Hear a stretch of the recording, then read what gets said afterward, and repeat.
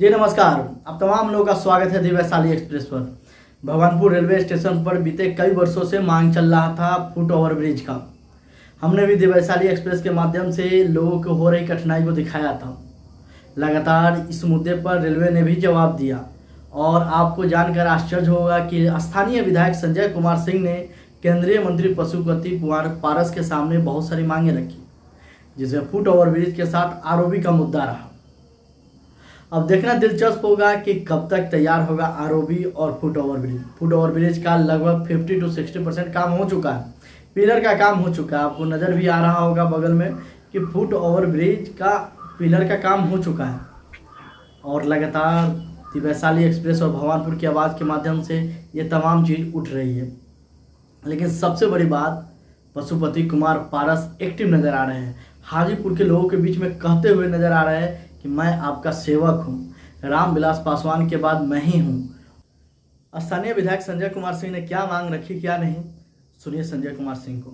इसके बाद आप पशुपति कुमार पारस का भी बयान सुनाएंगे आपको।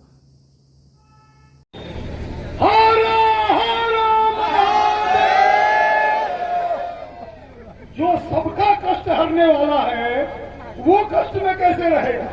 हम लोगों के कष्ट को वो हरते हैं। कुछ साधन की बात हुई है, वो सब विषय आया है, उस पर बात करेंगे। मंच पर विराजमान भारत सरकार के आदरणीय मंत्री, हम सब लोगों के नेता श्री पशुपति पारस जी, मंचा सिंह, हमारे नीरज संटू जी, इस क्षेत्र के जिला पार्षद दीपू जी, उपस्थित सभी हमारे गब्बर जी संचालन कर रहे हैं, राजू भैया तो पूरे कार्यक्रम के आयोजक हैं। बहुत नाम लेना संभव नहीं है, समय लगेगा, आगे भी कार्यक्रम है। मंचा सिंह, सभी नेतागण, उपस्थित भाइयों और बहनों, अभी माननीय मंत्री महोदय को जो पत्र दिए जा रहे थे, हमको भी वो पत्र दिया गया है। कुछ उसमें ज्यादा कुछ कहना नहीं है।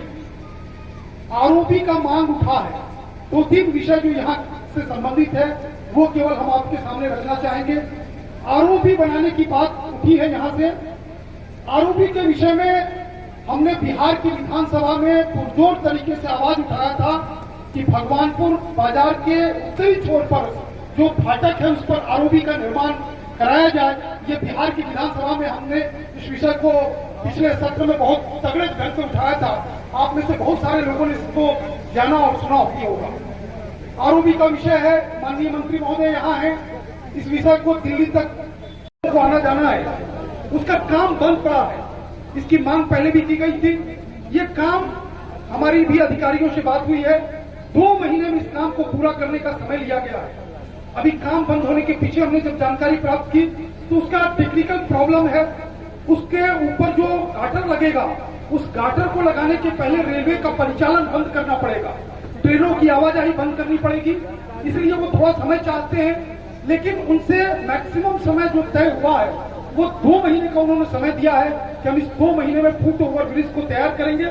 तत्काल तो आपको राहत मिल जाएगी, लेकिन जो आरओबी का डिमांड आप लोगों ने किया है वो निश्चित रूप से प्रयास माननीय मंत्री महोदय के स्तर पे होगा। हम आए हुए जितने भी हमारे वृद्ध नेतागण, हमारे भाई साथी, हमारी माताएं, हमारी बहनें, सबको मैं दिल से हार्दिक अभिनंदन करता हूँ। हम आपके लिए हमारे लिए कोई साथियों, कौन सा लेता? मैं अपने संबंध में एक मिनट में बता देता हूँ कि मेरा नाम पारस क्यों रखा गया। हमारे पिताजी पढ़े लिखे नहीं थे, लेकिन कबीर पंथ के संत से कबीरपंथी थे।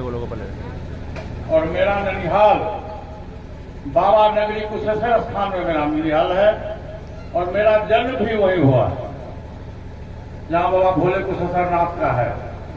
और वहीं के पुजारी ने हमारे पिताजी से कहा कि आप इस बच्चे का नाम पारस रखिए, और मेरा नाम पारस रखा गया। घर का नाम मेरा पारस है, और मेरा जन्म भी कुशेश्वर स्थान में बाबा नगरी में हुआ है। और आज मेरा सौभाग्य है कि इस बाबा नगरी में आने का मौका मिला। मैं आप लोगों का तहे दिल से अभिनंदन करता हूं। और भाई साहब ने कहा कि हमारे बीच में सरकार आए हुए नहीं, मैं आपका सेवक हूं और मैं ये मन से नहीं बोल रहा हूं, सही में मैं आपका सेवक हूं। देखिए समय कम है, आप सब लोग जानते हैं कि मैं स्वर्गीय अपने बड़े भाई रामविलास पासवान जी का मैं छोटा भाई हूं और बिहार में चर्चित था पारस और रामविलास। लोग कहता था कि भाई हो तो रामविलास और पारस जैसा, और हमने निभाया भी। और आज जब 2019 में हमारे बड़े भाई साहब राज्यसभा के सदस्य हो गए, उन्होंने मुझसे बुला के कहा कि पारस तुम हाजीपुर से चुनाव लड़ो। मैंने कहा कि भैया हम तो बिहार सरकार के मंत्री, हम तो मंत्री हैं बिहार सरकार के और हम सब बिहार की राजनीति किए हैं, कहाँ हमको दिल्ली ले जाइएगा, हम बिहार की राजनीति में हैं, लगने दीजिए। परिवार में और लोग हैं, मैं किसी का नाम नहीं लूंगा, मैंने कहा कि परिवार में और लोग हैं, उनको चुनाव लड़ाएंगे। उन्होंने कहा कि नहीं, मुझको जितना तुम पर विश्वास है उतना मुझको परिवार के किसी भी सदस्य पर विश्वास नहीं है। और हाजीपुर को कुछ नहीं मुझको मिला।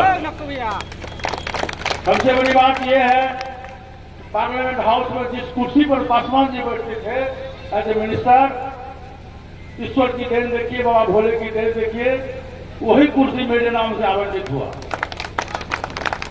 साथियों, मैं आप लोगों का शुक्रगुजार हूं कि जमीन पर जितने लोग बैठे हुए हैं ये जमींदार हैं, और चौकी पर जो हम लोग बैठे हुए हैं हम लोग चौकीदार हैं। और मैं भाषण में नहीं बोल रहा हूं, मैं प्रैक्टिकल में भी करता हूं। हमारे घर पर चाहे पटना हो चाहे दिल्ली हो, जो भी हमारे क्षेत्र के लोग जाते होंगे तो मुझको पूरा विश्वास है कि निराश होकर नहीं आते होंगे। जितना मुझको शक्ति है, जितना मुझको पावर है, मैं प्रयास करता हूं कि अपने लोगों को इस सेवा में करो, और मैं करते रहूंगा। और आज मैं ये भी वचन देता हूं कि पासवान जी का जो अधूरा सपना है हाजीपुर की जनता के लिए, मैं उस अधूरे सपने को पूरा करने का प्रयास करूंगा। स्थानीय मुद्दा है, यहाँ के जो हमारे अध्यक्ष हैं और जो तमाम साथीगण हैं, इन्होंने बाबा भोले समझ में कहा कि बाबा भोले कुछ मांग रहे हैं। अरे बाबा भोले मांगते नहीं, बाबा भोले देते हैं। लेकिन बाबा भोले का मंदिर है, हम लोग उस मंदिर के पुजारी हैं, सभी लोग मंदिर के पुजारी हैं। हम लोग का दायित्व बनता है, कर्तव्य बनता है, और मैं आपका सेवक भी हूं।